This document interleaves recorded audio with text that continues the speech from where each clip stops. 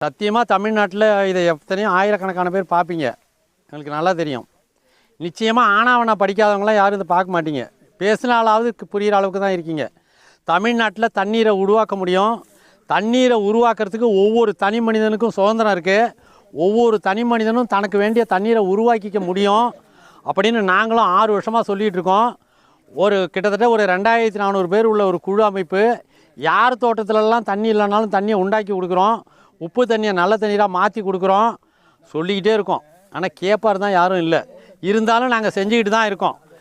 கிட்டத்தட்ட இந்த அரியலூர் மாவட்டம் டால்மியாபுரத்துக்கு பக்கத்தில் ஒரு 2-3000 ஏக்கர் பாருங்கள், கண்ணு கட்டின வரைக்கும் எல்லாம் மானாவாரி சோளம் விதைக்கிற பூமியில் மானாவாரி பூமியை வாங்கி அங்கே நீரை உருவாக்கி என்ன நெல் ஆத்தூர் கிச்சடி சம்பா விளைஞ்சிருக்கு பாருங்கள். நெல் காவிரி டெல்டாவில் உழவு ஓட்டுறது மாதிரி தண்ணீரை உண்டாக்கி உழவு ஓட்டி சேர